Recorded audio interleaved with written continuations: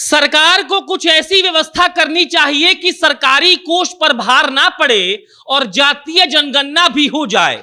ऐसा कहते हुए देव ज्योति ने, जो राष्ट्रीय प्रवक्ता है वीआईपी पार्टी के, वो आगे कहते हैं कि वीआईपी पार्टी के मुकेश सहनी ने यह पहले ही कहा है कि अगर सरकार चाहेगी तो वो अपने पार्टी फंड से जातीय जनगणना के लिए 5 करोड़ रुपए सहयोग राशि के लिए देंगे।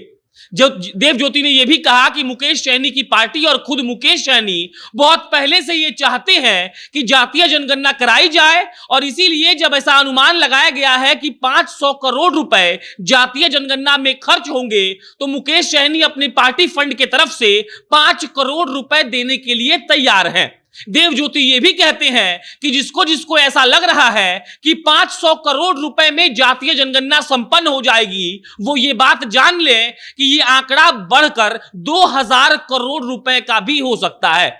देव ज्योति बयान दे रहे थे जातीय जनगणना को लेकर, और उन्होंने ये कहा कि पार्टी फंड से तो 5 करोड़ हम देंगे ही, साथ में नीतीश कुमार को एक सलाह भी देंगे। सलाह ये कि उनको कुछ ऐसी व्यवस्था करनी चाहिए कि जातीय जनगणना करने में जितने पैसे लग रहे हैं उसका भार सरकारी कोष पर ना पड़े, और सरकार अपने फंड उपयोग करने के बजाय पॉलिटिकल पार्टीज से फंड मांगे, और जो भी सांसद हैं, विधायक हैं, एमएलसी हैं, उनके फंड में से कुछ फंड अलॉट किया जाए ताकि इसका बोझ जनता पर ना पड़े और सरकारी कोष पर सीधा सीधा इसका बोझ ना पड़े।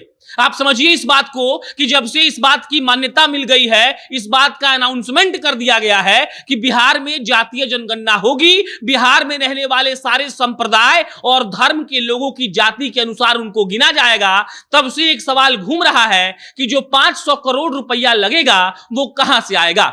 नीतीश कुमार की सरकार ने इसका अनाउंसमेंट कर दिया है कि आकस्मिकता विभाग से 500 करोड़ रुपए अलॉट किए जाएंगे, लेकिन उसके बाद बिहार के कई लोग ये सवाल पूछ रहे हैं कि जो 500 करोड़ रुपए आप जात को गिनने में लगाएंगे, वो 500 करोड़ रुपए क्या आप बिहार के विकास में नहीं लगा सकते हैं। इसी को लेकर देव ज्योति बयान दे रहे थे और उन्होंने कहा कि मुकेश सहनी खुद कहते आए हैं कि वो 5 करोड़ रुपए अपने पार्टी के फंड के तरफ से नीतीश कुमार को देना चाहते हैं, जिसका उपयोग जातीय जनगणना करने में कर ली जाए। और उसके बाद देव ज्योति ने कहा कि ऐसा भी प्रावधान किया जा सकता है कि एमपी फंड से, एमएलए फंड से, एमएलसी के फंड से कुछ पैसा अलॉट किया जाए और उसका इस्तेमाल जातीय जनगणना में हो जाए, ताकि इसका सीधा सीधा जो बोझ है वो जनता पर ना पड़े और सरकारी कोष पर ना पड़े।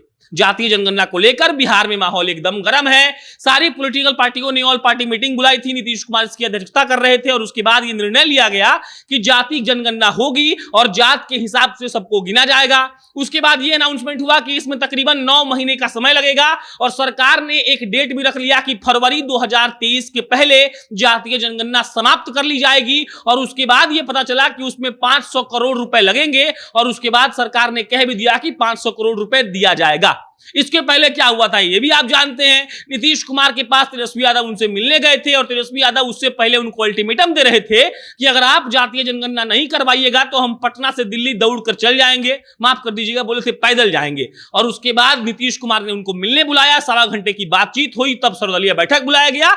सर्वदलीय बैठक में नीतीश कुमार पहुंचे थे, जीतन राम मांझी पहुंचे थे, तेजस्वी यादव थे, संजय जायसवाल थे, तारकिशोर प्रसाद थे, और इसके अलावा तमाम नेता थे। एआईएमआईएम भी उसमें भागीदारी लिया था, और यह फैसला कर लिया गया कि बिहार में जातीय जनगणना होगी। और उसके बाद से अलग अलग राय लोग सोशल मीडिया पर व्यक्त कर रहे हैं, और जो 500 करोड़ रुपए इसमें खर्च होने वाले हैं उसको लेकर भी कई नजरिया और कई राय बन चुका है। एक राय यह है कि 500 करोड़ रुपए खर्च करने के बजाय आप उस 500 करोड़ को कहीं और इन्वेस्ट करते, जिससे बिहार का विकास होता।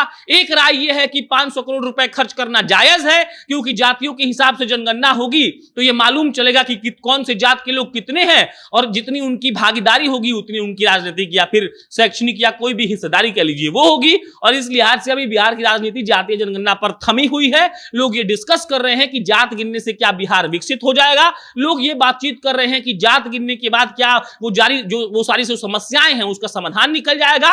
और कई लोग के हिसाब से सही भी है जातीय जनगणना, और कई लोग के हिसाब से गलत भी है। बहरहाल देव ज्योति जो वीआईपी पार्टी के राष्ट्रीय प्रवक्ता है, उन्होंने कहा है कि मुकेश सहनी अपने तरफ से 5 करोड़ रुपया तो देंगे ही, साथ में एक सलाह भी दे दी है कि देखिए एमपी, एमएलए और एमएलसी के फंड से पैसा अलॉट करिए ताकि सरकार पर बोझ नहीं पड़े। बाकी जातीय जनगणना को लेकर बवाल जारी रहेगा, हमको पता है, और हम सबसे पहले आकर आपको बता रहे रहेंगे। बाकी मेरा नाम प्रशांत राय है, आप जनता जंक्शन देख रहे थे। बहुत बहुत धन्यवाद।